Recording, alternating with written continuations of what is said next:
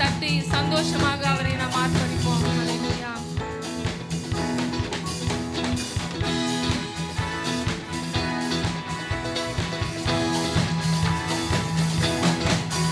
அவர் சமூகம் என் சந்தோஷமே, அது நிறைவான சந்தோஷமே. இது பாத்திரம் நிரம்பி நிரம்பி வழியுதே, ஆனந்தம் பேரானந்தமே. அவர் சமூகம் என் சந்தோஷமே,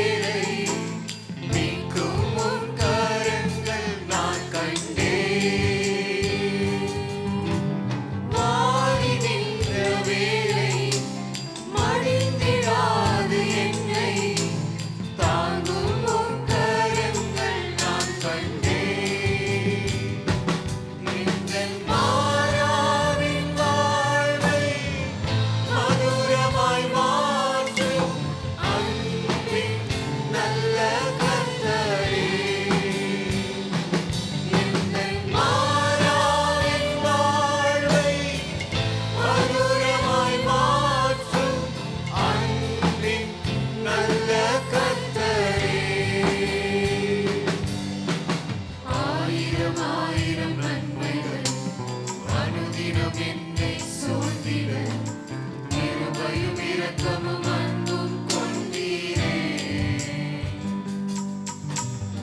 ஆயிரம் ஆயிரம் நன்மைகள் அனுதினம் என்னை சூழ்ந்திட கிருபையும் இரக்கமும் அன்பும் கொண்டீரே. நல்ல எபினேசராய் என்னை நடத்தி வந்தீரே. நன்றி சொல்ல வார்த்தை இல்லை.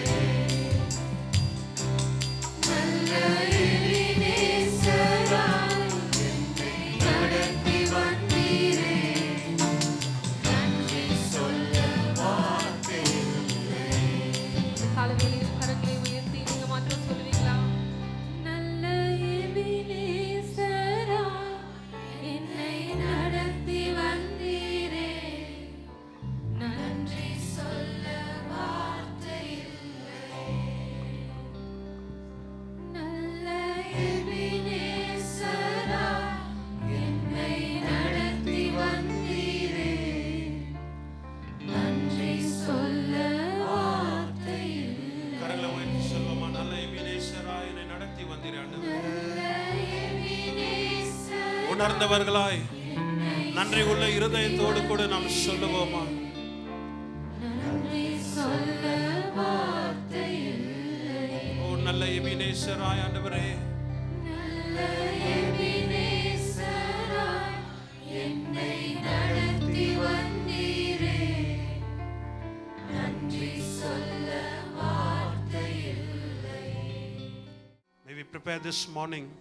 I sense in my spirit that God wants to bring healing into our bodies, into our inner being. நம்முடைய உள்ளான மனுஷனுக்குள், நம்முடைய சரீரத்துக்குள், நம்முடைய அவயங்களுக்குள் கர்த்தர் சுகத்தை இன்றைக்கு கொண்டு வர வேண்டும் என்று விரும்புகிறார். அவர் நம் மத்தியில் அசைவாடி கொண்டு இருக்கிறார். நம்முடைய இருதயத்தை திறந்து நம்முடைய பாவங்களை அறிக்கை செய்து கசப்பான தன்மை நமக்குள் இருக்குமானால் சகலவற்றையும் நாம் கர்த்தருக்கு முன்பதாக அறிக்கை செய்துவிட்டு சுத்த மனசாட்சியோடு கூட இதில் நாம் பங்கு பெற்று கர்த்தருடைய இரத்தம் நம்மை சுத்திகரித்து நம்மை சுகமாக்கி நம்மை பரிபூர்ணமாய் ஆக்கக்கூடிய வல்லமை கர்த்தருடைய இரத்தத்துக்கு இருக்கிறது. The blood of Jesus is able to cleanse us, heal us, sanctify us, bring us peace and bring divine healing into our lives. நன்மை செய்கிற இரத்தம், பரிந்து பேசுகிற இரத்தம், இன்றைக்கும் உனக்காகவும் எனக்காகவும் பரிந்து பேசுகிற இயேசு கிறிஸ்துவுடைய இரத்தம். ஆபேலுடைய இரத்தத்தை பார்க்கிலும் நன்மையை செய்கிற இரத்தம். அந்த இரத்தம் நம்மை சுத்திகரித்து நம்மை கழுவி நமக்கென்று இருக்கிற அந்த சுகத்தை இந்த கால வேளையில் கர்த்தர் இந்த திருவிருந்தில் பங்கு பெறுகிற நமக்கு ஆண்டவர் தருவாராக. சுத்திகரிக்கப்பட்ட மனசாட்சியோடு கூட விசுவாசத்தோடு கூட இதை நாம் எதிர்பார்ப்போம். We expect this morning that God to do something in our system this morning, something to do in our bodies, in our weak and fragile bodies, that God will give us strength, that He will impute His strength and His righteousness and His divine healing in our lives this morning as we celebrate and partake in the table of the Lord. ஆண்டவராகிய இயேசு கிறிஸ்து தாம் காட்டி கொடுக்கப்பட்ட அந்த ராத்திரியில் அவர் அப்பத்தை எட்டு அதை பிட்டு, இதை வாங்கி புசிங்கள், உங்களுக்காக பிற்கப்பட்ட என்னுடைய சரீரம் என்று சொன்னார். போஜனத்துக்கு பின்பு அந்தபடியே அவர் பாத்திரத்தை எடுத்து, இது உங்களுக்காக சிந்தப்பட்ட என்னுடைய இரத்தத்தின் புதிய உடன்படிக்கை, என்னை நினைவு கூறும்படி இதை செய்யுங்கள் என்றார். As often as we drink and eat of this bread and drink of this wine, we publicly proclaim the Lord's death until He comes again. Therefore, wait for one another. Therefore, examine yourself. இதை நாம் பங்கு பெறும் பொழுதெல்லாம் கர்த்தர் வரும் அளவும் அவருடைய மரணத்தை நாம் தெரிவிக்கிறோம். இப்படி இருக்க எவன் அபாத்திரமாய் போஜனம் பானம் பண்ணுகிறானோ அவன் கர்த்தருடைய சரீரத்தையும் இரத்தத்தையும் குறித்து குற்ற உள்ளவனாய் இருக்கிறான். ஆகையால் எந்த மனுஷியும் இதில் பங்கு பெறுகிறதுக்கு முன்பதாக தன்னை தானே சோதித்து ஆராய்ந்து பங்கு பெறும்படியாக அப்போஸ்தலனாகிய பவுல் நமக்கு எச்சரிப்பின் வார்த்தையை தருகிறார். Before we could receive these elements, may we take a moment to examine our lives and ask God to cleanse and purify us from all evil, from all wickedness that this world has thrown upon us, and we have faltered and fallen short, because all have sinned and fallen short of the glory of God. எல்லோரும் பாவம் செய்து தெய்வ மகிமையற்றவராய் தான் இருக்கிறோம். இந்த காலவேளை இருந்தாலும் கர்த்தருடைய ரத்தம் நம்மை சுத்திகரிக்க இன்றைக்கும் வல்லமை உள்ளதாக இருக்கிறது. சுத்திகரிக்கப்பட்ட இருதயத்தோடு கூட, சுத்திகரிக்கப்பட்ட மனசாட்சியோடு கூட இதிலே நாம் பங்கு பெறுவோம். As the bread and the wine comes at your side, please hold it. இந்த அப்பமும் ரசமும் உடைய கருத்தில் வரும் பொழுது இதை வாங்கி வைத்துக் கொள்ளுங்கள். நாம் எல்லோரும் சேர்ந்து புசிக்கலாம் என்று சொல்லும் பொழுது இதிலே நாம் பங்கு பெறலாம்.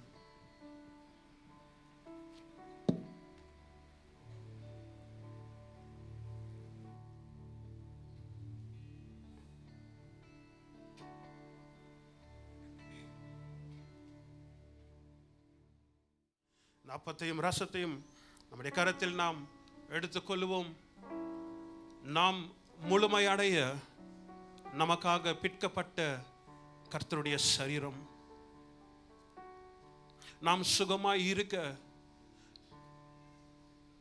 நித்திய ரட்சிப்பை தர, சுகத்தை தர, பாவம் மன்னிப்பாகிய உயர்ந்த உயர்ந்த காரியத்தை நமக்கென்று தர அவருடைய ரத்தம் நமக்காக சிந்தப்பட்டது. அவருடைய சரீரம் நமக்காக பிற்கப்பட்டது, நமக்காக உடைக்கப்பட்டது. அவருடைய ரத்தம் கடைசி சொட்டு ரத்தம் வரைக்கும் அவர் நமக்காகவே பலியாய் செலுத்தி நமக்கு புத்திர சுவிகாரத்தை கொடுத்து இந்த இடத்திலே நம்மை நிற்க வைத்திருக்கிறார். இந்த ரத்தம் போதுமானது. விசுவாசிக்கிறீர்களா? இந்த ரத்தம் போதுமானது. This blood is able not just to forgive us but to bring divine healing into us. இதை கரத்தில் உயர்த்தி சுகவீனமாய் ஒருவேளை இருந்தீர்கள் என்று சொன்னால் உங்களுடைய விசுவாசத்தை இன்றைக்கு செயல்படுத்துங்கள். Exercise your faith this morning. எனக்காக ஆண்டவர் சிலுவையில் சுமந்தார், எனக்காக மரித்தார், அவருடைய தழும்புகளால் நான் சுகமானேன். இப்பொழுது இதை பங்கு பெறும் பொழுது இன்றைக்கும் எனக்கு தெய்வீக சுகம் இருக்கிறது, இன்றைக்கும் எனக்கு விடுதலை இருக்கிறது, இன்றைக்கும் எனக்கு ரட்சிப்பு இருக்கிறது, இன்றைக்கும் எனக்கு சமாதானம் இருக்கிறது. சிலுவையில் நிழலில் வருகிற சகலவிதமான ஆசீர்வாதம் இன்றைக்கு எனக்கு உரியது, என்னுடைய குடும்பத்துக்கு உரியது, என்னுடைய சபைக்கு உரியது.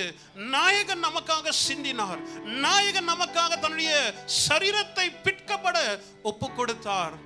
இன்றைக்கு நாம் பெற்றுக்கொள்ள முடியும். Today we can receive everything that he has accomplished for us. சிலுவையில் சகலவற்றையும் செய்து எல்லாம் முடிந்தது என்று சொன்னார். He completed, he accomplished everything for us. Colossians 3:10 says, we are made complete in him, we are made perfect in him. நாம் கிறிஸ்துவுக்குள் பரிபூர்ணராய் இருக்கிறோம். இன்றைக்கும் இதை நாம் உட்கொள்ளும் பொழுது சுகம் வர வேண்டும், பலன் வர வேண்டும், சமாதானம் வர வேண்டும், மங்கி போயிருக்கிற அவயங்கள் உயிர் மீட்சி அடைய வேண்டும். Let our bodies find strength this morning, unusual strength this morning. வந்த வண்ணமாகவே போகல, திருவிருதிலே பங்கு பெற்ற ஆண்டவர் தெய்வீக சுகத்தை கொடுத்தார். அளக்களித்துக் கொண்டு இருக்கிற ஆவியை அப்புறப்படுத்தி எனக்கு கர்த்தர் விடுதலை கொடுத்தார் என்று ஒரு சில மக்களாவது இன்றைக்கு சாட்சியோடு கூட வெளியே போக என் ஆண்டவர் நீர் கிருபை தருவீராக. Do it for your church, oh God. Do it for your body, oh God. எங்களுக்கு செய்யாம வேற யாருக்கு நீர் செய்ய போகிறீர்? We thank you, oh God. We thank you. People who have sick persons in their families that are not able to come, அவர்களுக்கும் உம்முடைய வல்லமை கடந்து சென்று அவரை தொட்டு சுகமாக்க வேண்டுமா நாங்கள் ஜெபிக்கிறோம். விசுவாசத்தோடு கூட அவரை நினைவு கூர்ந்து இந்த அப்பத்தையும் ரசத்தையும் நன்றி உள்ள இருதயத்தோடு கூட நாம் பங்கு பெறுவோம்.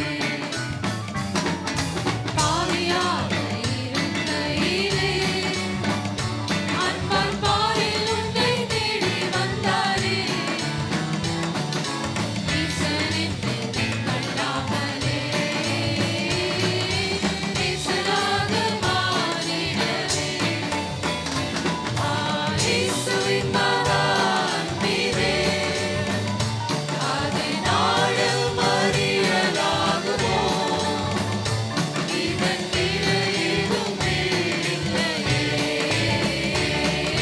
விலையேதும் வேறில்லையே இயேசுவின் மகா அன்பிலே அது நாளும் அறியலாகுமோ இதன் விலையேதும் வேறில்லையே விலையேதும் வேறில்லையே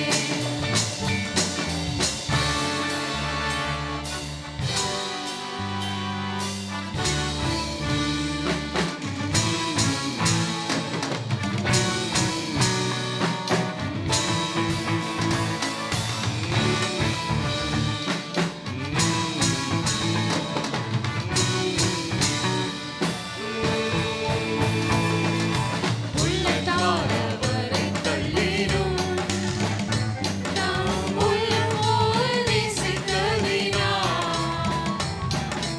அல்லல்யாவும் அகற்றிடவே ஆதிதேவன் பலியானாரே உள்ளத்தால் அவரை தள்ளிடும் நாம் உள்ளம் போல் நேசித்ததினால் அல்லல்யாவும் அகற்றிடவே ஆதிதேவன் பலியானாரே இயேசுவின் மகா அன்பிலே அது நாளும் அறியலாகுமோ இதன் விலையேதும் வேறில்லையே விலையேதும் வேறில்லையே இயேசுவின் மகா அன்பிலே அது நாளும் அறியலாகுமோ இதன் விலையேதும் வேறில்லையே விலையேதும் வேறில்லையே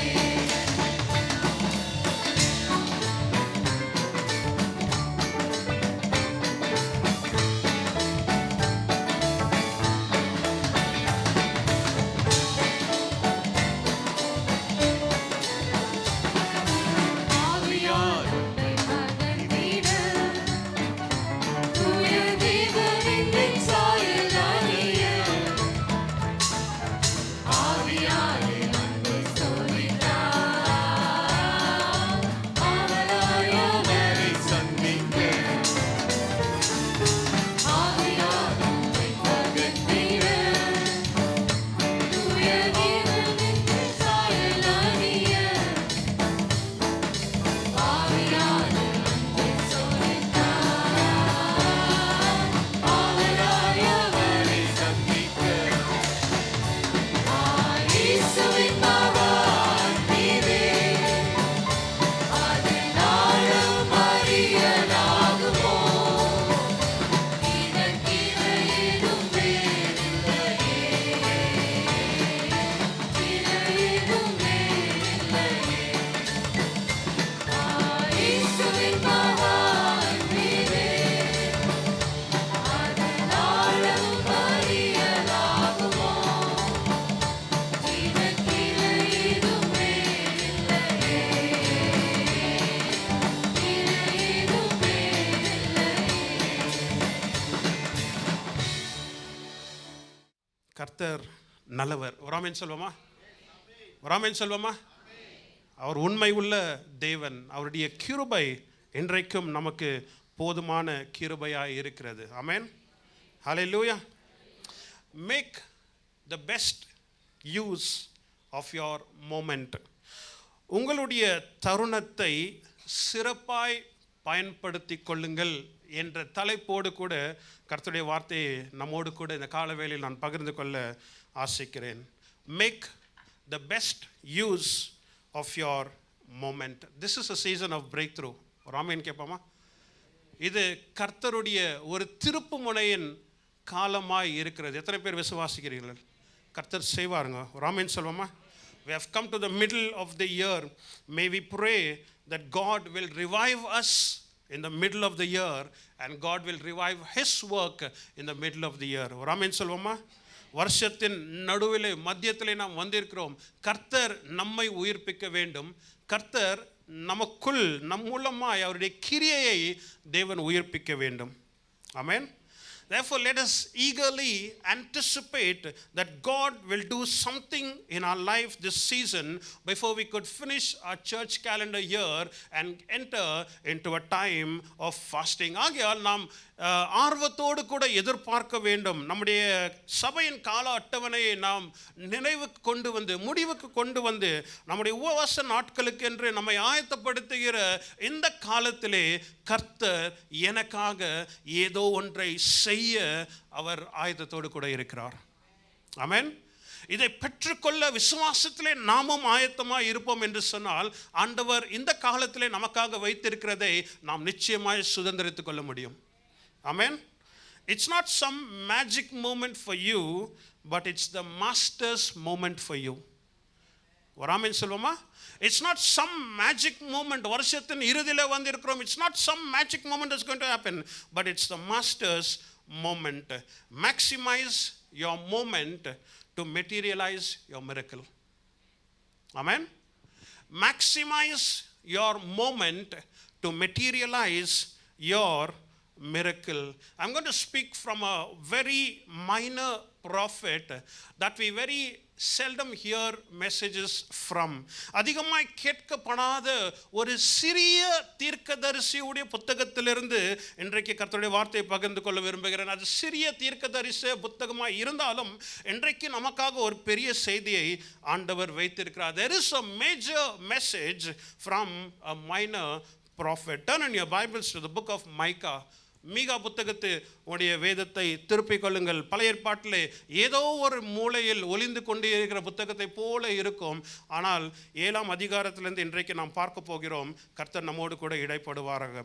Micah is known as one of the minor prophets, and to give a little background about it, ஒரு சிறிய பின்னணியை கொடுத்துவிட்டு நான் செய்திக்குள் கடந்து செல்ல விரும்புகிறேன். This book was written around 700 BC.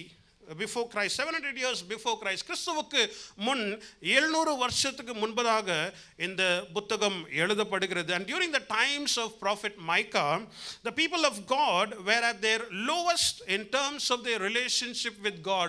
தேவனுக்கும் ஜனங்களுக்கும் இருக்கிற தங்களுடைய உறவிலே மிகவும் தாழ்த்தப்பட்ட நிலைமையில் கர்த்தருக்கும் இவர்களுக்கும் சம்பந்தமே இல்லாத ஒரு உறவிலே தான் இஸ்ரவேல் ஜனங்கள் வாழ்ந்து கொண்டு இருக்கிறார்கள்.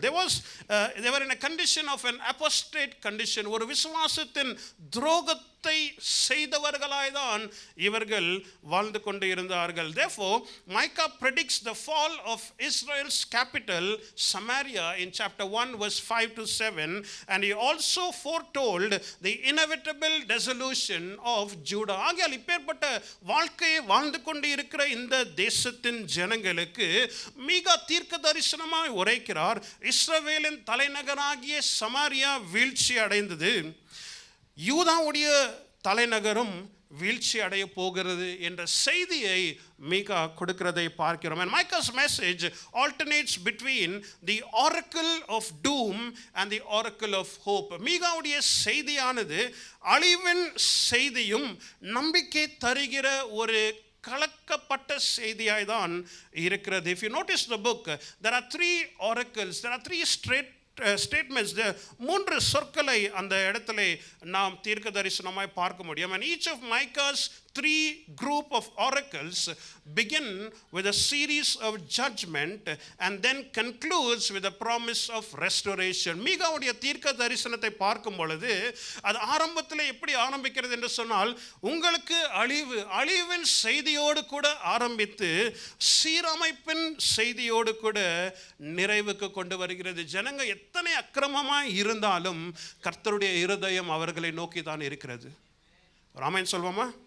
There was the sternness of God, at the same time the kindness of God. இந்த புத்தகத்தை பார்க்கும் பொழுது தேவனுடைய கடுமையானது ஒரு பக்கம் இருந்தாலும் தேவனுடைய இரக்கத்தை அதிகமாய் பார்க்க முடிகிறது. Micah also stresses that these people have gone into idolatry, which God hates. There is injustice and rebellion and empty ritual. இந்த இடத்துல விக்கிரங்களுக்கு முன்பதாக தன்னுடைய ஜனங்கள் போய்விட்டார்கள். அவர்கள் அநீதியாய் இருக்கிறார்கள், முரட்டாட்டம் பண்ணுகிற ஜனங்களாய் இருக்கிறார்கள் என்று அதிகமாய் மீகா பேசப்படுகிறார் இந்த இடத்துல. Finally the prophet declares that Zion will have greater glory in the future than before. நாலாம் அதிகாரத்திலே முதல் சில வசனங்களை பார்க்கும் பொழுது, சியோனிலே முந்தி இருக்கிற மகிமையை பார்க்கிலும் பிந்தி வருகிற மகிமை அதிகமாக இருக்கும் என்று தான் மீகா சொல்லுகிறார். We're going to get into chapter 7 this morning.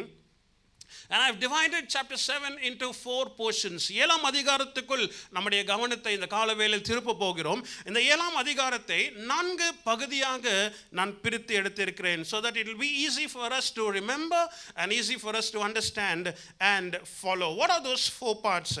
Man's misery. Number 1 is man's misery.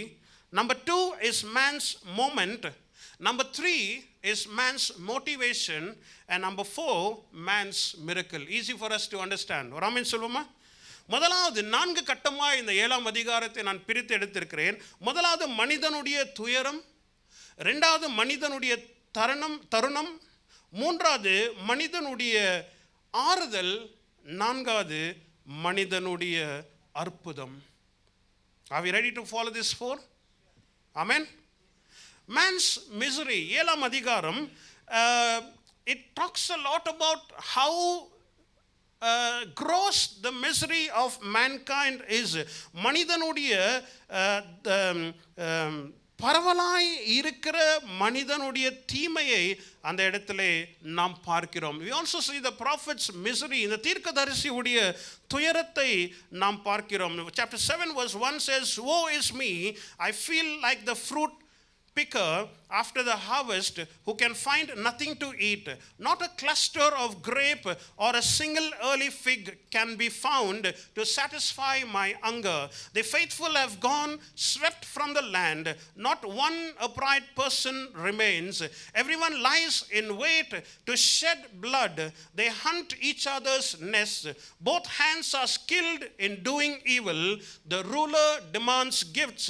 The judge accepts bribe. The powerful dictate what they desire. They all conspire together.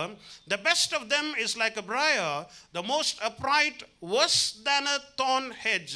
The day God visits you has come, the day your watchman sounds the alarm, and now is the time of confusion." Verse 5 says, "Do not trust a neighbor, nor put confidence in a friend.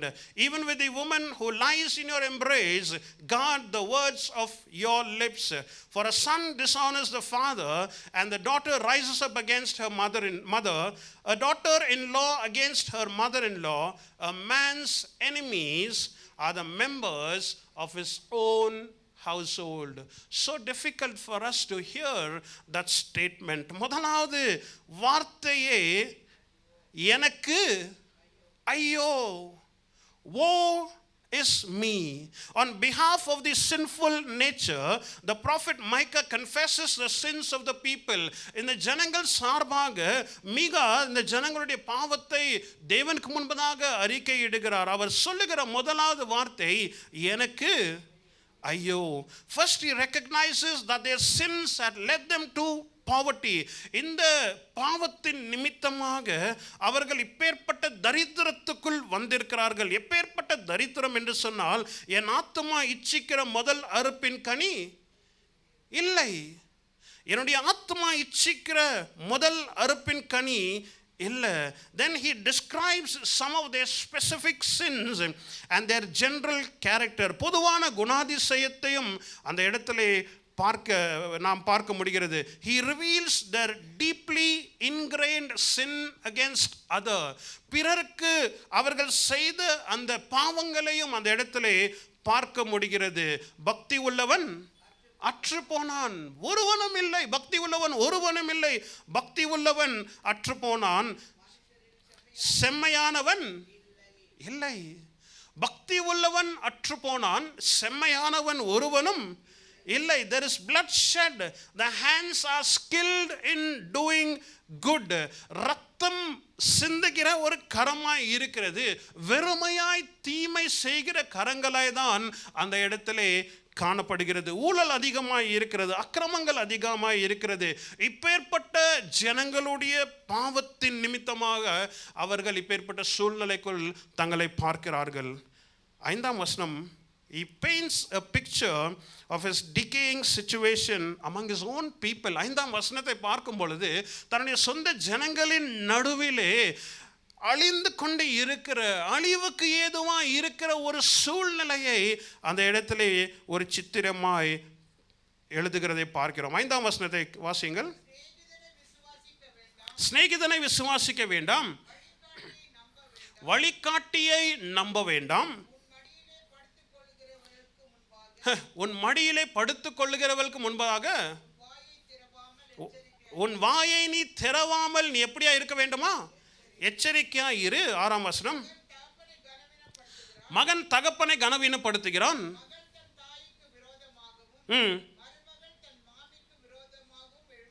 எழும்புகிறார்கள்.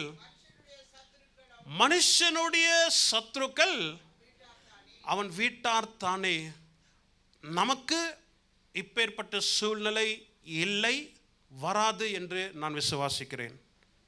But this is what is happening for a larger people then. அந்த நாட்களிலே இப்பேற்பட்ட சூழ்நிலை அந்த இடத்திலே நடக்கிறது. There was misery. This was the misery of the prophet. பொதுவாய் தனக்கு நடந்து கொண்டு இருக்கிற தீமைகள், அநியாயங்கள், போராட்டத்தை இந்த இடத்திலே நாம் பார்க்கிறவராய் இருக்கிறோம். We also see our own miseries and challenges in life. இது மீகாவுடைய எச்சரிப்பின் வார்த்தை இல்லாவிட்டால் ஜனங்களை குறித்து விவரித்த வார்த்தையா இருந்தாலும், மறுபக்கத்தில் இன்றைக்கு நமக்கு பார்க்கும் பொழுது நாமும் இப்பேற்பட்ட அநியாயங்கள், இப்பேற்பட்ட ஏமாற்றங்கள், இப்பேற்பட்ட சூழ்நிலைகள் ஊடாக ஒவ்வொரு நாளும் கடந்து கொண்டேதான் இருக்கிறோம்.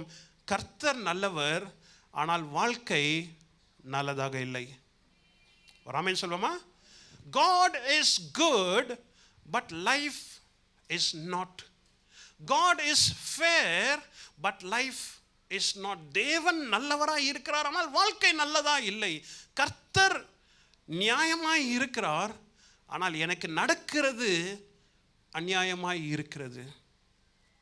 In the midst of such misery, shame and suffering, there is a change in talk and attitude. இப்பேற்பட்ட சூழ்நிலைகளை மிக விவரித்தாலும் அவன் கடந்து செல்லுகிற சில நிமிஷங்களிலே அவனுடைய வார்த்தை, அவனுடைய மனப்பான்மை, அவனுடைய மனது சகலமும் வித்தியாசமாய் நம்மால் பார்க்க முடிகிறது.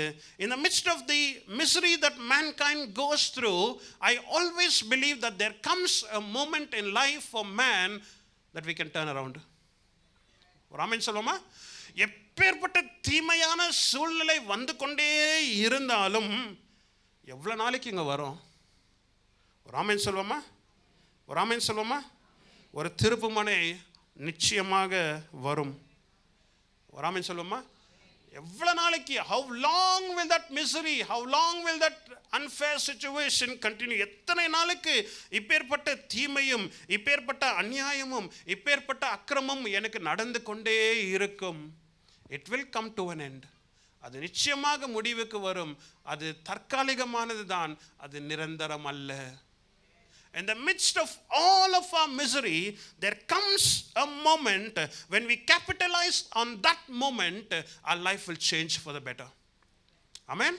தீமைகள் வரும், கஷ்டங்கள் வரும், பிரச்சனைகள் வரும், போராட்டங்கள் வரும். ஆனால் ஒவ்வொரு மனிதனுக்கும் தேவன் ஒரு திருப்புமுனையை, மனுஷனுடைய நேரத்தை கர்த்தர் வைத்திருக்கிறார். அதை நாம் அடையாளம் கண்டு கொண்டு அதை நாம் முழுமையாக பயன்படுத்தி கொள்வோம் என்று சொன்னால் நாம் இருக்கிற இப்பேற்பட்ட சூழ்நிலை விட்டு நாம் மேல கட்டத்திலே நிச்சயமாக போக முடியும். கர்த்தர் நம்மை கொண்டு போவார். ஆமென். Man's moment.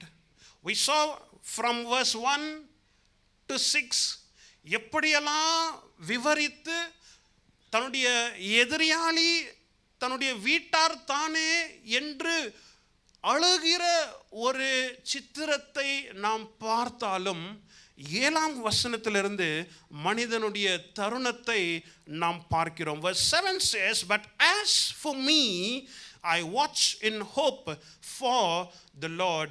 I wait for God my Savior. My God will hear me. நானோ வென்றால் கர்த்தரையே நோக்கி கொண்டு என் ரட்சிப்பின் தேவனுக்கு காத்திருப்பேன். என் தேவன் என்னை கேட்டருளுவார். கரங்களை உயர்த்தி ஒரு ஆமென் சொல்வோமா? எனக்கு இப்பேற்பட்ட தீமைகள் இருக்கிறது, அநியாயங்கள் இருக்கிறது, அக்கிரமங்கள் இருக்கிறது, ஒரு சில சூழ்நிலைகள் என்னுடைய சொந்த குடும்பமே எனக்கு இப்பேற்பட்ட விரோதத்தின் காரியங்களை செய்து கொண்டு இருக்கிறார்கள். என்னை சுற்றி பார்க்கும் பொழுதெல்லாம் அழிவு, தீமை, ஏமாற்றமாக இருக்கிறது. ஆனால் மனுஷனுக்குடைய தருணம் என்று வரும் பொழுது நானோ என்றால் கர்த்தரையே நோக்கி கொண்டு என் ரட்சிப்பின் தேவனுக்கு காத்திருப்பேன். என் தேவன் என்னை கேட்டருளுவார். இந்த வசனம் நமக்கு ஜீவனை தராவிட்டால் வேற எதுன்னு தெரியல. ஒரு ஆமென் சொல்லுமா? நானோ வென்றால் கர்த்தரையே நான் நோக்கி கொண்டு என் ரட்சிப்பின் தேவனுக்கு நான் காத்திருப்பேன். என் தேவன் என்னை கேட்டருளுவார். ஆமென். Receive this in your spirit this morning. என் தேவனுக்காக நான் காத்திருப்பேன். என் தேவன் என்னை கேட்டருள்வார். This was a key for the turnaround for everything in Micah. மீகாவுடைய திருப்புமுனை இந்த 7ஆம் வசனமாக இருந்தது. The Message translation puts it so beautifully. It says, but me, I'm not giving up. I'm sticking around to see what God will do. I'm waiting for God to make things right. I'm counting on God to listen to me. This verse is probably a statement of faith. இந்த வசனமானது ஒரு விசுவாசத்தின் அறிக்கையாய் இருக்கிறது. ஒரு உறுதியாய் நாம் எடுத்துக்கொள்ளுகிற ஒரு ஸ்தானமாய் இருக்கிறது. It is a determined choice that we have to make. என்னை சுற்றி இப்பேற்பட்ட காரியங்கள் நடந்து கொண்டு இருந்தாலும் நானோ வென்றால் என் சூழ்நிலையை பார்க்க மாட்டேன். நான் கர்த்தரையே நோக்கமாய் இருப்பேன். கர்த்தர் என்னை கேட்டருள்வார். ஆமென். You can encourage yourself this morning in the Lord and say, I will rejoice in the Lord. என்னை சுற்றி ஏராளமான சூழ்நிலைகள் நடந்து கொண்டு இருந்தாலும் உங்களை இந்த காலவேளை நீங்கள் பார்த்து சொல்லலாம், நான் கர்த்தருக்குள் களி கூறுவேன். ஆமென். ஆமென்.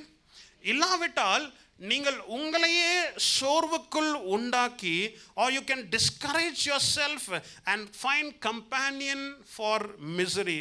நீங்கள் துயரத்தில் இருந்தீங்கன்னா தோழரை ஈஸியாக கண்டுபிடிக்கலாம். ஆமென். Misri will always easily find a companion. நீங்கள் துயரத்தில் இருப்பீர்கள் என்று சொன்னால் அந்த துயரத்தின் பாடலை பாடிக்கொண்டே இருங்கள். கொஞ்ச நேரத்தில் ஒரு 10 பேர் சேர்ந்துருவாங்க.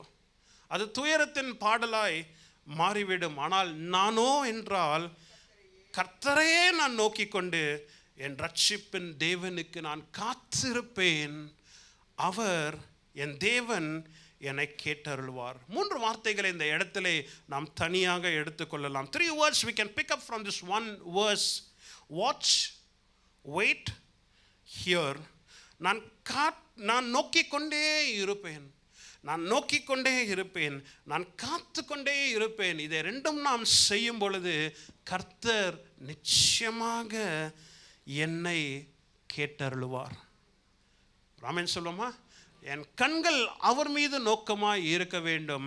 என்னுடைய செவி அவருக்காக நான் காத்து இருக்க வேண்டும். கர்த்தர் நிச்சயமாக அவர் என்னை கேட்டருளுவார். Watch in hope. நம்பிக்கையோடு கூட கர்த்தரை நோக்கி பார்க்க வேண்டும். ஆமென் சொல்லுமா? உங்களுடைய சூழ்நிலைகள் எப்பேற்பட்ட சூழ்நிலைகளாக இருந்தாலும் நாம் நம்பிக்கையை மாத்திரமே இழந்து போக வேண்டாம். Never let hope fat away from you. Never give up. இந்த சூழ்நிலை இவ்வளோதான், இதுக்கு மிஞ்சி என்னால் ஒன்றுமே செய்ய முடியாது என்று நீங்கள் எளிதாய் விட்டு கொடுக்க வேண்டாம். இந்த சூழ்நிலை எப்படி இருந்தாலும் அதை பார்க்கிலும் பெரிய தேவன் என்னோடு கூட தான் இருக்கிறார். அவர் பேர் ஆண்டவர், ஜீவனுள்ள தேவன் என்னோடு கூட இருக்கிறார். As long as God is, hope is. ஒரு ஆமென் சொல்லுமா? தேவன் என் பட்சத்தில் இருக்கிற வரைக்கும் எனக்கு நம்பிக்கை இருக்கிறது.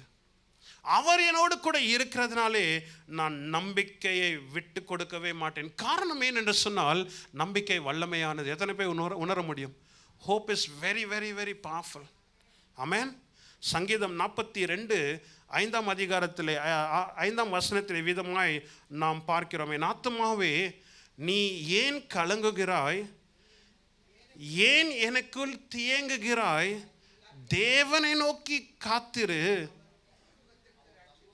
சமூகத்துக்கு ரட்சித்து நான் இன்னும் அவரை துதிப்பேன். The English version it says, why my soul are you downcast? Why are you so deeply disturbed within me? Put your hope in God, for I will yet praise my Savior and my God. இன்றைக்கு நீங்களும் உங்களுடைய சொந்த ஆத்மாவை பார்த்து இப்படியாக பேசலாம். என் ஆத்மாவே நீ ஏன் கலங்குகிறாய்? ஏன் எனக்குள் தியங்குகிறாய்? கர்த்தர் மீது உன் நம்பிக்கை வை என்று சொல்லும் பொழுது உங்களுடைய ஆத்மா துதியோடு கூட துள்ளி குதிக்கிறதை நீங்கள் உள்ளே உணர செய்வீர்கள். ஆமென். கர்த்தர் மீது நம்பிக்கையாயிரு. ஏன் கலங்குகிறாய் என் ஆத்மாவே? ஏன் தியங்குகிறாய்? ஏன் எனக்குள் துக்கித்து கொண்டு இருக்கிறாய்? எல்லாமே முடிந்து போகவில்லையே, கர்த்தர் இருக்கிறாரே, நம்பிக்கை இருக்கிறதே, அவர் மீது நம்பிக்கையாய் வை. நாம் அவரை இன்னும் துதிக்க ஆரம்பிப்போம். Let our hope be anchored in him, for Christ in us is the hope of glory. நம்முடைய நம்பிக்கையானது அவர் மீது நங்கூரமாய் இருக்கட்டும். அவரே நம்முடைய மகிமையின் நம்பிக்கையாய் இருக்கிறார். ஒரு ஆமென் சொல்லுவோமா? கர்த்தரே நான் நோக்கி கொண்டு. ஆமென். என்னுடைய சூழ்நிலை அல்ல, என்னுடைய சஞ்சலத்தை அல்ல, என்னுடைய சோர்வை அல்ல, என்னுடைய பற்றாக்குறையை அல்ல, என்னுடைய நிந்தனைகளை அல்ல, என்னுடைய ஏழ்மையை அல்ல, என்னுடைய சுகவீனத்தை அல்ல, என்னுடைய ஏமாற்றத்தை அல்ல, நான் கர்த்தரையே நோக்கமாய் இருப்பேன். சங்கீதக்காரன் சொல்லுகிறான், I will lift up my eyes to the hills where my help comes from. My help comes from the Lord, the maker of heaven and earth. ஒரு ஆமென் சொல்லுமா? வானத்தையும் பூமியையும் படைத்த சர்வ வல்லவரிடத்திலிருந்து எனக்கு ஒத்தாசை வரும். அந்த ஒத்தாசை வருகிற இடத்திலே என்னுடைய கண்களை நான் ஏறெடுப்பேன் என்று சங்கீதக்காரன் சொல்லுகிறான். when he puts his hope and dependence on God, when he focuses his heart and attention towards God, தன்னுடைய இருதயத்தையும் தன்னுடைய கவனத்தையும் ஆண்டவர் மீது, தேவன் மீது சார்ந்து இருக்கும் பொழுது, when everything was adverse, he encourages himself in the Lord and pinned his hope on his deliverance. தன்னுடைய நம்பிக்கையை கர்த்தர் மீது வைத்து ஆண்டவர் எப்படியாவது என்னை விடுவிக்க வேண்டும் என்று அதை ஒரு நங்கூரமாய் கர்த்தர் மீது வைத்ததனாலே தேவனுடைய விடுதலையை அவனால் பார்க்க முடிகிறது. I will watch in hope. நான் நம்பிக்கையோடு கூட காத்திருப்பேன். இந்த காலவேளையில் உங்களை உற்சாகப்படுத்த விரும்புகிறேன். உங்களுடைய சூழ்நிலை எப்படி இருந்தாலும் சரி, நம்பிக்கையோடு கூட காத்திருங்கள். ஒரு ஆமென் சொல்லுமா? Secondly, he says, I will wait for God my Savior. யாருக்காக நான் காத்திருக்கிறேன்? அது மிக முக்கியமானது. காத்திருக்கிறேன் சரிதான், ஆனால் யாருக்காக காத்திருக்கிறேன்? Who am I waiting for? I wait for God my Savior. என் ரட்சிப்பின் தேவனுக்கு நான் காத்திருக்கிறேன். புலம்பல் 3ஆம் அதிகாரம், அதிலிருந்து ஒரு 2 வசனத்தை பார்க்க போகிறோம். Very interesting verses. Lamentations chapter 3 verse 25 to 26. It says, the Lord is good to those who wait on him, to those who search for him. So it is good to wait quietly for salvation from the Lord. வாசிங்கள்.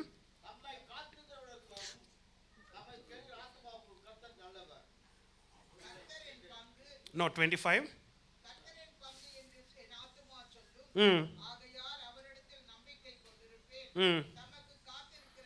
தமக்கு காத்திருக்கிறவர்களுக்கு, பாருங்க, தமக்கு காத்திருக்கிறவருக்கும் தம்மை தேடுகிற ஆத்துமாவுக்கும் கர்த்தர் எப்படியாக இருக்கிறாராமா? நல்லவராக இருக்கிறார். ஒரு ஆமென் சொல்லுமா? ஒரு ஆமென் சொல்லுமா? கர்த்தருக்காக நீங்கள் காத்திருந்து கர்த்தருக்காக தேடுகிற நபராய் இருப்பீர்கள் என்று சொன்னால் கர்த்தர் உங்களுக்கு நல்லவராய் இருக்கிறார். Next verse. கர்த்தருடைய ரட்சிப்புக்கு நம்பிக்கையோடு கூட காத்திருக்கிறது நல்லது. ஒரு ஆமென் சொல்லுமா? கர்த்தருடைய ரட்சிப்பு இந்த இடத்துல, கர்த்தருடைய விடுதலை, கர்த்தருடைய சுகத்துக்காக, கர்த்தருடைய மேன்மைக்காக, கர்த்தர் தருகிற சமாதானத்துக்காக, கர்த்தர் தருகிற உயர்வுக்காக காத்திருக்கிறது நல்லது. உங்களை பார்த்து சொல்லுங்கள், கர்த்தருக்காக காத்திருக்கிறது நல்லது. தம்மை தேடுகிறவரும் தமக்காக காத்திருக்கிறவருக்கும் கர்த்தர் நல்லவராய் இருக்கிறார். When God is your priority, your waiting is worth.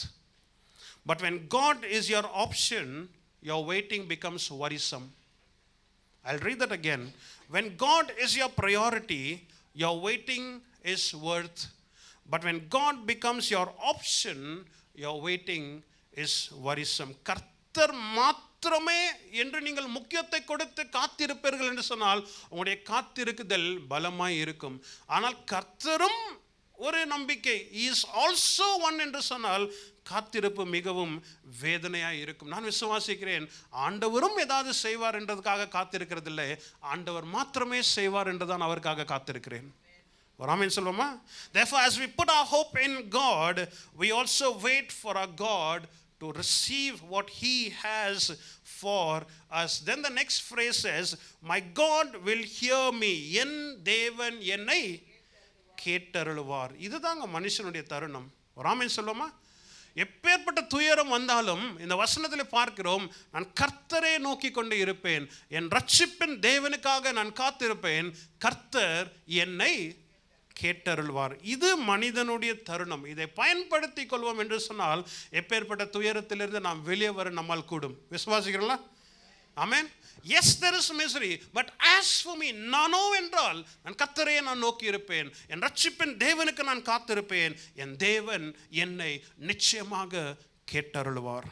That was man's moment. இதுதான் மனுஷனுடைய தருணமாய் இருந்தது. We move to the third point, man's motivation. மனிதனுடைய ஊக்குவிப்பு என்ன? 8ஆம் வசனத்திலிருந்து அதை நாம் பார்க்க முடியும். It says, do not gloat over me, my enemy. Though I have fallen, I will rise. Though I sit in darkness, the Lord will be my light.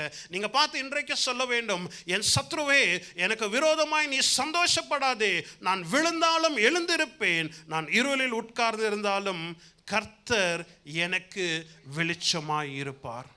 ஒரு ஆமென் சொல்லுமா? ஒரு ஆமென் சொல்லுமா? ஒரு நிமிஷம் உங்களுடைய கண்களை மூடி உங்களுக்கு விரோதமாய் இருக்கிற அந்த சூழ்நிலைகள், அந்த செயல்களை நீங்கள் பார்த்து இவ்விதமாய் சொல்லுங்கள், என் சத்ருவே எனக்கு விரோதமாக நீ சந்தோஷப்படாதே, நான் விழுந்தாலும் எழுந்திருப்பேன், நான் இருளில் உட்கார்ந்திருந்தாலும் கர்த்தர் எனக்கு வெளிச்சமாய் இருப்பார். ஆமென், ஆமென். Do not gloat over me, my enemy. Though I have fallen, I will rise. ஒருவேளை இப்பொழுது நான் விழுந்திருக்கலாம், நான் விழுந்த நிலைமையில் அப்படியே இருக்க மாட்டேன், நான் எழுந்து கொள்வேன். ஆமென், ஆமென். நான் இருளில் இருக்கிறது போல உனக்கு தோணலாம், ஆனால் கர்த்தர் என்னுடைய வெளிச்சமாய் இருக்கிறார். This is man's motivation. ஒரு ஆமென் சொல்லுமா? இதுதான் மனுஷனை ஊக்குவிக்கிற ஒன்றாய் இருக்கிறது. 9ஆம் வசனம் அழகாய் சொல்லுகிறது, because I have sinned against him, I will bear the Lord's wrath. Until he pleads my case and upholds my cause, he will bring me out into the light and I will see his righteousness. ஒரு ஆமென் சொல்லுமா? ஒருவேளை என்னுடைய பாவத்தின் நிமித்தமாய், என்னுடைய தவறான decisions மூலமாய் ஒருவேளை அவ்விதமாய் இருந்தாலும், நான் கர்த்தருக்கு விரோதமாய் பாவம் செய்திருந்தாலும், அவர் எனக்காக வழக்காடி என் நியாயத்தை விசாரிக்கும் மட்டும் அவருடைய கோபத்தை நான் சுமப்பேன், நான் பொறுத்து கொள்வேன். ஆனால் அங்கே நிற்காதுங்க, அங்கே நிற்காது. அவர் என்னை வெளிச்சத்தில் கொண்டு வருவார், அவருடைய நீதியை நான் பார்ப்பேன். ஒரு ஆமென் சொல்லுமா? This is what encourages me. Yes, I have sinned. Yes, I have fallen. நான் பாவம் செய்து நான் விழுந்திருக்கிறேன். அவருடைய கோபம் கொஞ்சம் நேரம் என் மீது இருக்கும், ஆனால் அது அப்படியே இருக்காது. அவர் என்னை விசாரிக்கிற மட்டும் அவருடைய கோபத்தை நான் பொறுத்து கொள்வேன், அவருடைய வெளிச்சம் என்னை வந்து சேரும், அவருடைய நீதியை நான் நிச்சயமாக பார்ப்பேன். Then verse 10 says, then my enemy will see it and will be covered with shame. She said to me, she who said to me, where is it your God, your Lord? My eyes will see her downfall. 10ஆம் வசனத்தை வாசிங்கள். உன் தேவனாகிய கர்த்தர் எங்கே என்று என்னோடு சொல்லுகிற என் சத்ருவானவள் அதை பார்க்கும் பொழுது வெட்கம் அவளை மூடும், என் கண்கள் அந்த வெட்கத்தை காணும்.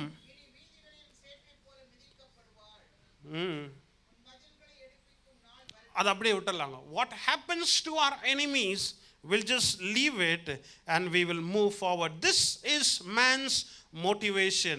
நான் விழுந்தாலும் நான் எழுந்திருப்பேன். கர்த்தரனை வெளிச்சத்துக்குள் கொண்டு வருவார். ஆகையால் என் சத்ருவை எனக்கு விரோதமாக நீ சந்தோஷப்படாதே. நான் விழுந்தாலும் நான் எழுந்திருப்பேன். நான் இருளில் உட்கார்ந்ததாலும் கர்த்தர் எனக்கு வெளிச்சமாய் இருப்பார். நான் கர்த்தருக்கு விரோதமாய் நான் பாவம் செய்திருந்தாலும் அவர் எனக்கு வழக்காடுவார். என் நியாயத்தை விசாரிக்கும் மட்டும் அவருடைய கோபத்தை நான் சுமந்து கொள்வேன். அவர் என்னை வெளிச்சத்தில் நிச்சயமாக கொண்டு வருவார். அவருடைய நீதியை நான் நிச்சயமாக பார்ப்பேன். This is man's motivation. ஒரு ஆமென் சொல்லுவோமா? இதுதான் மனுஷனுக்கு உற்சாகத்தை தருகிறது. ஒருவேளை நான் இப்படி விழுந்திருந்தாலும் கர்த்தர் என்னை எழும்ப செய்வார், என்னை அப்படியே விட மாட்டார். நான் இருளில் இருக்கிறது போல என்னுடைய சூழ்நிலை தோன்றினாலும் அந்த இருளிலே கர்த்தர் என்னை அப்படியே விடமாட்டார். வெளிச்சம் வரும். ஒருவேளை நான் கர்த்தருக்கு விரோதமாய் நான் பாவம் செய்திருப்பேன் என்று சொன்னால் கொஞ்சம் நேரம் அந்த கோபம் இருக்கும். கர்த்தர் வருவார், என்னை சுமப்பார், என்னை அரவணைத்துக் கொள்வார், என்னை தூக்கி செல்வார், என்னை உயர வைத்து அவர் அழகு பார்க்குவார். சீக்கிரமாய் அந்த நாள் வரும். That is man's motivation. Fourthly, man's miracle. மனிதனுடைய அற்புதம். 11ஆம் வசனம், the day for building your walls will come, the day for extending your boundaries will come. உன் மதில்களை எடுப்பிக்கும் நாள் வருகிறது. அந்நாளிலே பிரமாணம் வெகு தூரம் பரவி போம். உன் மதில்களை எடுப்பிக்கும் நாள் நிச்சயமாக வரும். ஒரு ஆமென் சொல்லுமா? This may not be literally taken. It can be taken metaphorically. It can be taken symbolically also. என்னுடைய வாழ்க்கையில வீழ்ச்சி அடைந்த காரியங்களை கர்த்தர் கட்டி எழுப்புவார். நான் வீழ்ச்சியா இருக்கிற இந்த நிலைமையிலே ஆண்டவர் என்னை ஒருபோதும் அப்படியாக விட்டுவிட மாட்டார். God will build my life and everything that is broken in my life. ஒரு ஆமென் சொல்லுமா? The day for building your walls will come. The day for extending your boundaries will come. உங்களுடைய மதில்களை கட்டுகிற நாள் வரும். உங்களுடைய உறவுகளை மறுபடியுமாக கட்டுகிற நாள் வரும். உங்களுடைய பொருளாதாரத்தை மறுபடியுமாக கட்டுகிற நாள் வரும். உங்களுடைய சுகத்தை மறுபடியுமாக கட்டுகிற நாள் வரும். நீங்கள் இழந்து போன நட்பை கட்டுகிற நாள் சீக்கிரமாய் வரும். நீங்கள் இழந்து போன சகலவற்றையும் சீக்கிரமாய் கட்டுகிற நாள் வரும். ஆண்டவர் கட்டி உங்களை அழகு பார்க்குகிற நாள் சீக்கிரமாய் வரும். அதுதான் உங்களுக்கென்று வருகிற ஒரு அற்புதமாய் இருக்கிறது. In the very place that you were despised, in the very place that you were trampled upon, is the very place that God will use for you to shine before people. ஒரு ஆமென் சொல்லுமா? எந்த இடத்துல நான் நொறுக்கப்பட்டேனோ, எந்த இடத்துல நான் அவமானத்தை சந்தித்தேனோ, எந்த இடத்துல நான் தலை குனிந்து நான் இருந்தேனோ, அதே இடத்தை கர்த்தர் பயன்படுத்தி கொண்டு என்னை ஆண்டவர் கட்டி எழுப்பி என்னை அழகுபடுத்தி எனக்கு சாம்பலுக்கு பதிலாக சிங்காரத்தை கொடுத்து தேவனுக்காக தொடர்ந்து எழும்பி பிரகாசிக்கிற நாள் சீக்கிரமாய் வரப்போகிறது. அதை நான் விசுவாசித்தால் தான் நாம் முன்னேறி செல்ல முடியும். இல்லாவிட்டால் நம்முடைய சொந்த துயரத்திலே நாம் மங்கி போய் விடுவோம். We need to believe that the days for my building of the wall is happening soon and it will happen to you. The Lord will change the season. I believe கர்த்தர் இந்த காலங்களை நமக்கு சாதகமாய் மாற்றக்கூடிய சூழ்நிலைகளை ஆண்டவர் உண்டாக்கி கொண்டு இருக்கிறார் என்று நாம் பார்க்கிறோம். Wherever you are regressed in your life, வாழ்க்கையில பின்புறமாய் போய்கொண்டு இருக்கிற பகுதிகளிலே கர்த்தர் நாம் முன்னேறி செல்ல நமக்கு இந்த காலங்களிலே தேவன் வாய்க்க செய்வாராக. ஒரு ஆமென் சொல்வோமா? Let there be a U-turn and a progress for good. ஒருவேளை பிள்ளைகள் வழி தவறி அங்கும் இங்கும் திசை தெரியாமல் போய்கொண்டு இருப்பார்கள் என்று சொன்னால் இந்த சூழ்நிலை இந்த காலங்களிலே ஒரு திருப்பு முனை நம்முடைய பிள்ளைகளுக்கு வர வேண்டும். ஒரு ஆமென் சொல்வோமா? There has to be a U-turn. There has to be a progress for our family to see the goodness of God continuously. கர்த்தருடைய நன்மையை மறுபடியுமாக நம்முடைய பிள்ளைகளும் நம்முடைய குடும்பமும் பார்க்கிற நாட்கள் வெகு சீக்கிரமாய் வருகிறது. Things that are decaying will be revived, will be renewed. When people what people meant for evil, God will certainly turn for our good. யோசேப்பு அப்படிதான் சொல்றார், நீ தீமைக்கு நினைத்ததை கர்த்தர் நன்மைக்கு ஏதுவாக மாற்றினார். ஜனங்கள் தீமைக்கு ஏதுவாக நமக்கு ஏதாவது செய்திருப்பார்கள் என்று சொன்னால் அது எவ்வளவு நாளுங்க நீடிக்கும்? அநியாயமானது எத்தனை நாட்கள் நீடிக்கும்? கர்த்தர் மனதுருகத்தின் தெய்வன். அவர் இறங்கி வருவார், நமக்காக வழக்காடுவார், நம்முடைய அநியாயத்தை எடுத்து நியாயத்தை தருகிற தேவன். அதுவும் சாதாரணமாக கொடுக்க மாட்டார், ரெட்டிப்பாய் தருவார். ராமன் சொல்லுமா, verse 18 says, where is another God like you who pardons the guilt of the remnant, overlooking the sins of his special people. 18 வாசிங்கள். தன்னுடைய சுதந்திரத்தில் மீதியானவருடைய அக்கிரமத்தை பொறுத்து மீறுதலையும் மன்னிக்கிற தேவரீர். போதுங்க, என்னை மன்னித்து என்னுடைய மீறுதல்களை விட்டு என்னை சுமந்து என்னை உயர்த்திய தேவனுக்கு ஒப்பானவர் யார் என்று இன்றைக்கும் நாம் சொல்ல முடியும். ஆமென். என்னை மன்னித்து என்னை அரவணைத்து என்னை சுகமாக்கி என்னை மறுபடியுமாக கீர்த்தியும் புகழ்ச்சியும் தருகிற தேவனுக்கு ஒப்பானவர் யார்?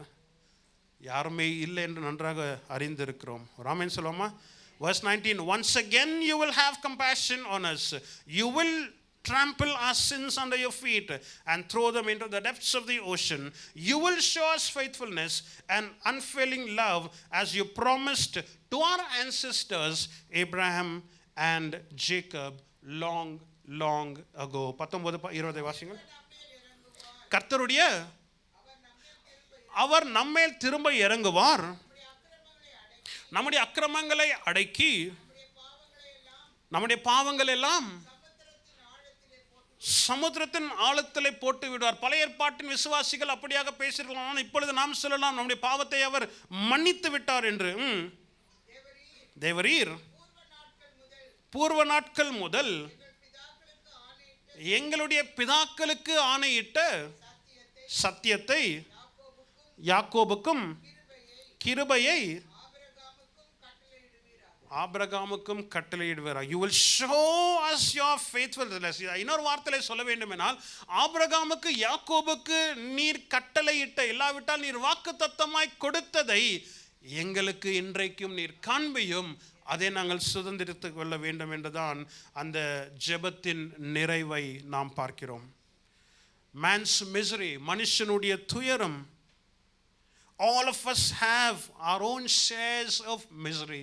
நமக்கு எல்லோருக்கும் நம்முடைய சொந்த துயரத்தின் ஒரு பங்கு இருக்கிறது. அநேக நேரத்தில் we say God is good but life is not, but our life doesn't continue in that state for a long time. இப்பேற்பட்ட துயரத்திலே நம்முடைய வாழ்க்கை தொடர்ந்து இருக்கிறதில்லை. ஆகையால் தான் இரண்டாம் குறிப்புக்கு வரும், மனுஷனுடைய தருணம் என்று ஒன்று வரும், அது இப்பொழுது வந்திருக்கிறது. நானோ என்றால் நான் கர்த்தரே நோக்கி கொண்டு இருப்பேன், என் ரட்சிப்பின் தேவனுக்கு நான் காத்திருப்பேன், என் தேவன் என்னை கேட்டருளுவார். அதுதான் மனுஷனுடைய தருணமாய் இருக்கிறது.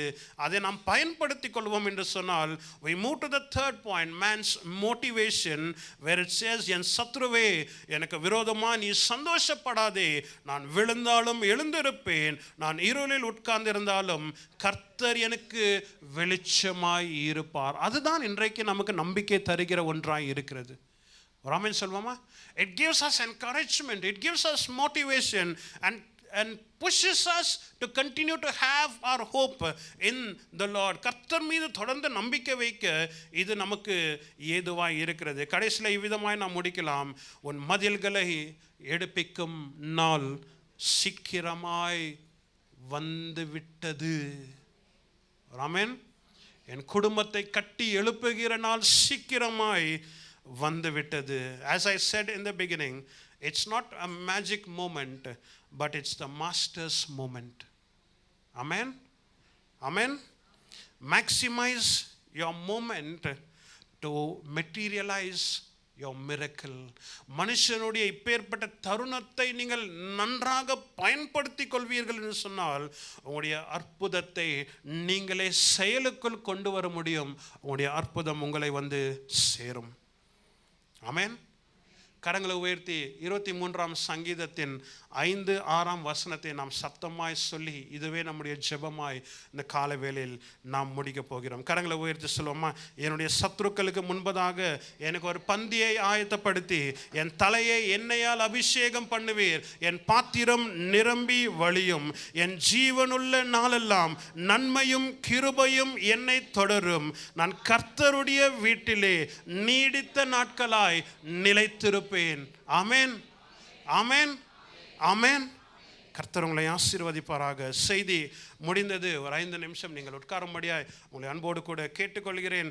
This day is a very special day in the life of our dear uncle Dr. Samuel as he celebrates his 75th birthday. May I request Dr. Samuel uncle to kindly come up.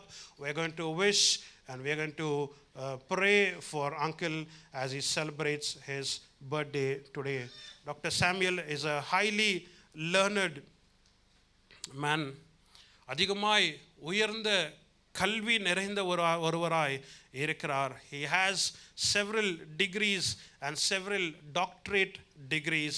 Some of the achievements of Uncle Samuel is that he has served as a coordinator of training center for child care workers in Bangalore, in Darnakal in Andhra Pradesh, and Darapuram in Tamil Nadu, and developed integrated child development modules for the CSI Council South India level.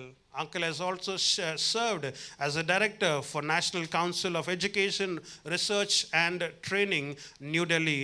The programs were in Bangalore for 2 years. He has also served as a director for Lions Club of Bangalore, Banaswadi Instituted Health Care Delivery System as well. Also his contribution at the international level are that uncle has led to the president of US, Mr. Jimmy Carter, in connection with the apartheid in South Africa in 1977. He's also been a youth educator and a leader at several national camps in Kenya in the year 1977.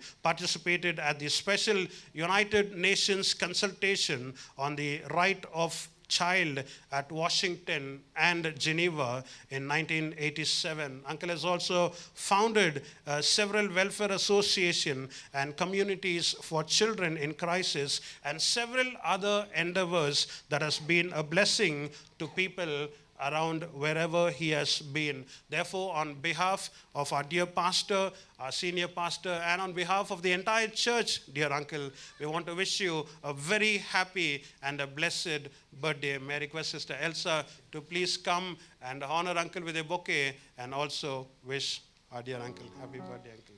God bless you.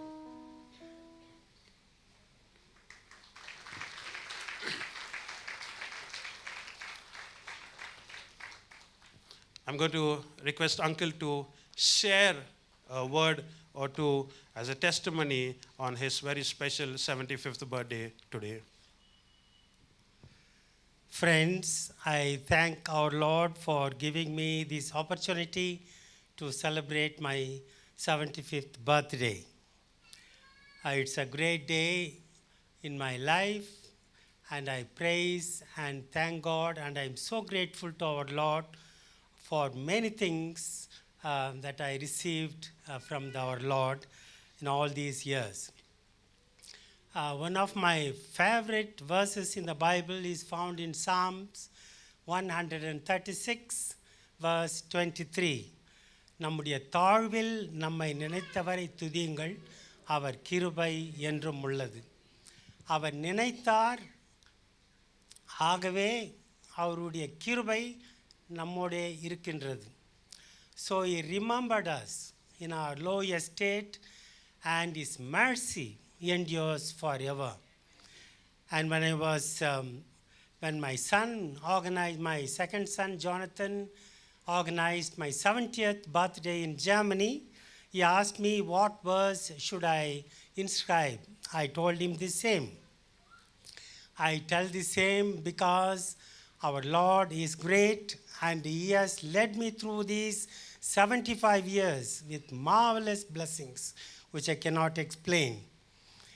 And one of the things that I'm happy about is that in the last 52 years I've been involved in the ministry to children, the disadvantaged, the dispossessed, the poverty-stricken, orphans, semi-orphans, and many other children, the street children and so forth, and dispossessed women and the sick people. God has used me, and I can write volumes about my life, and it is it's not very easy to share the things that God has blessed me with in a very short time. But I want to tell you, our Lord is merciful and our Lord is kind.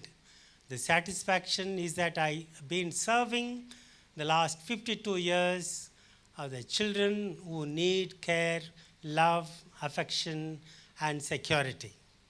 And I will not retire from my service, and I will move on. And I will continue to serve the Lord by serving children and the disadvantaged people wherever. God has took me to over 65 countries in the world. And it was not just to see, but to stand as a witness and to serve the Lord and to learn from people, from cultures, and from different sorts of people, to learn and to give and to share my life. After my doctorate degree in USA, in Columbia University, New York, I was asked to take up a position at the UNICEF, United Nations. I would have been a chief for 1 or 2 continents by now. But I chose to come back to India to serve the poor and the needy. That is what makes me very happy. And I'm a satisfied person, and I never regretted once. I must also tell you one more thing. I don't brag about it. Top political leaders in this state of Karnataka sent my biodata to central government to be the president of India as a Christian. If ever a Christian should be chosen, it should be me. And that was the thing, but I don't brag about it. I don't talk about it. These are all the things that I do not really cherish. What I cherish is serving children, serving the poor and the needy, poor women in the rural areas, and the sick and the suffering. That has given me a lot of satisfaction, nothing else. And that will continue to satisfy me in the years to come. 2 things I would like to say, my dear friends. Love people and provide for their needs. We do not have any savings account so far, and we will not have. Whatever extra we have, we will give.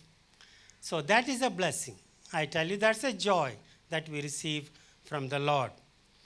And another thing I want to tell you, never say, I'm done, I'm finished, I'm aged, and I'm sick, suffering, and it is enough. I am moving towards the grave. All this, never say that. God has given me strength, and God will give me strength, and I will move forward. And men, you must say, I am handsome. And ladies, you must say, I am beautiful. I tell you this because we are created special. We are created special. I always say, God, the Creator, created me in His own image. I am His son. Therefore, I must be strong, I must be handsome, and I must do His will, and I must love other people. This is what. And I'm so happy to hear the message, the motivation, and the hope. I tell you, these 2 words are very special to me. I'm constantly motivated by God's word. I'm constantly motivated by the service that I do, and I'm constantly motivated my friends and families, especially by my wife. And I want to tell you this, love God, love people, and that will carry us through.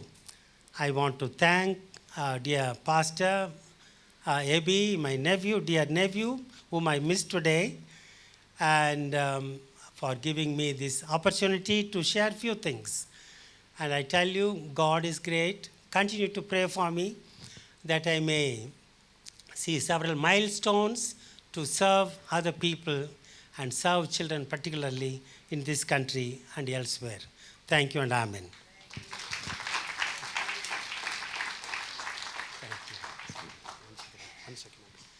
The Bible says, if you do anything to the least of these, you have done it to me.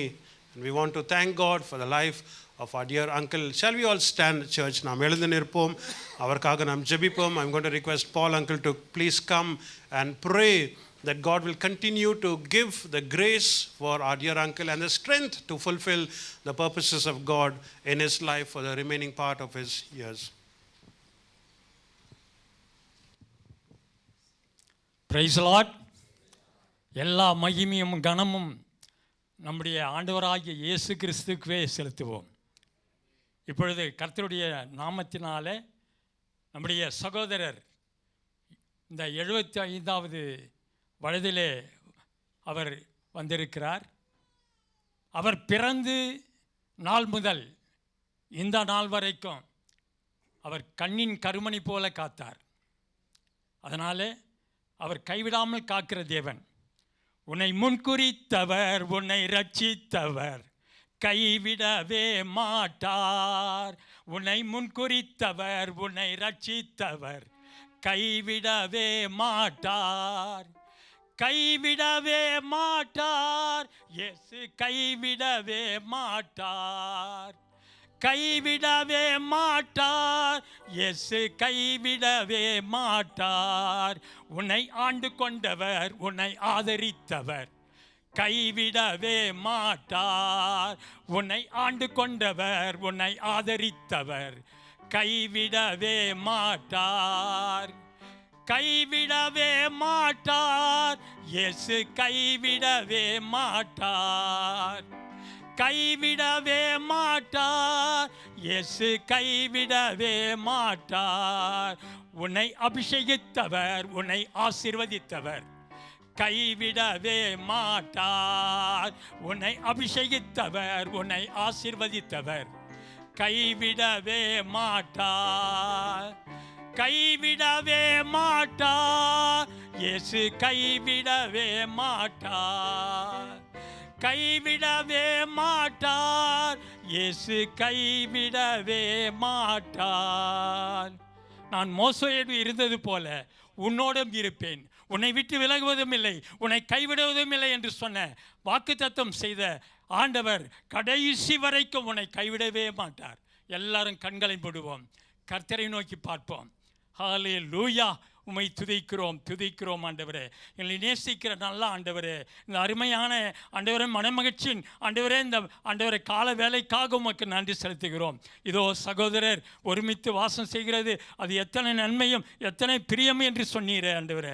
எங்கள் அருமை சகோதரரை இந்த உலகத்திலே பிறந்த நாள் முதல் இந்த நாள் வரைக்கும் நீ கைவிடாமல் ஆண்டவரை அவரை காத்து ஆண்டவரை இம்மட்டிலும் நடத்தி வந்த நடத்துதலுக்காக கோடா கோடி கோடி சோத்திரம் ஆண்டவரே. துதிக்கிறோம். எஞ்சியிருக்கிற நாட்களில் ஆண்டவரே அவரை நீ பாதுகாத்து கொள்ளும்படியாய் உங்கள் திருக்கரத்தில் ஒப்பு கொடுத்து ஜெபிக்கிற எல்லா பலவீனத்துக்கும், எல்லா வியாதிக்கும், எல்லா ஆண்டவரே பொல்லாப்புக்கும், எல்லா அந்தகார வல்லமைகளுக்கும், அசுத்தாவின் கிரிகளுக்கும், ஆண்டவரே விபத்துக்கும் விலைக்கு ஆண்டவரே உமது மகனை ஆண்டவரை கண்ணின் கருமணி போல காத்து கொள்ளும்படியாய் உமது ஆணி கடவுப்பட்ட கரத்துக்குள்ளாய் ஒப்பு கொடுத்து ஜெபிக்கிறேன். இன்று முதல் ஆண்டவரே உமது வருகை மட்டும் அல்லது மரணம் மட்டும் நீர் பாதுகாத்து பராமரித்து வழிநடத்தும்படியாக ஜெபிக்கிறேன். காத்துக்கொள்ளும், ஆசீர்வதிப்பீராக. ஆண்டவரே அவருக்கு கொடுக்கப்பட்ட ஆண்டவரே சகோதரிக்காக 2 ஆண்டவரே கர்ப்பத்தின் பிள்ளைகளுக்காக, பேர பிள்ளைகளுக்காக ஆண்டவரே நாங்கள் ஜெபிக்கிறோம். ஆண்டவரே எல்லாவரையும் நீர் ஆசீர்வதிப்பீராக. நானும் என் வீட்டாரும் என்றால் கர்த்தரையே சேவிப்போம் என்று யோசுவா சொன்னது போல ஆண்டவரே இவர்களும் உண்மையே ஆண்டவரே அப்பா தொழுது கொள்ள துதிக்க ஆண்டவரே சாட்சியாக இருக்க கிருபை செய்யும். ஆசீர்வதிப்பீராக. பிதா குமாரன் பரிசுத்தாவின் நாமத்தினாலே சகோதரரை நாங்கள் ஆசீர்வதிக்கிறோம், ஆசீர்வதிக்கிறோம். இயேசுவின் நாமத்தினால் பிதாவே. ஆமேன், ஆமேன்.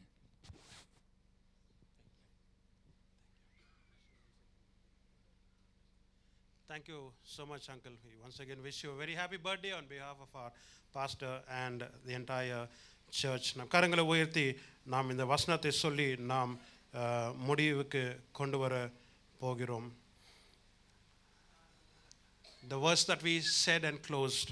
என்னுடைய சத்துருக்களுக்கு முன்பதாக ஒரு பந்தியை ஆயத்தப்படுத்தி என் தலையை எண்ணெயால் அபிஷேகம் பண்ணுவீர், என் பாத்திரம் நிரம்பி வழியும், என் ஜீவனுள்ள நாளெல்லாம் நன்மையும் கிருபையும் என்னை தொடரும், நான் கர்த்தருடைய வீட்டில் நீடித்த நாட்களாய் நிலைத்திருப்பேன்.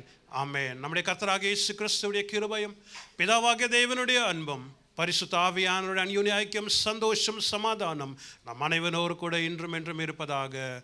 ஆமென். என் ஆத்துமாவே கர்த்தரை ஸ்தோத்திரி, என் முழுவதுமே பரிசுத்த நாமத்தை ஸ்தோத்திரி. என் ஆத்துமாவே கர்த்தரை ஸ்தோத்திரி, கர்த்தர் செய்த சகல உபகாரங்களை மறவாதே. ஆமென். ஹல்லேலூயா, ஹல்லேலூயா, ஹல்லேலூயா.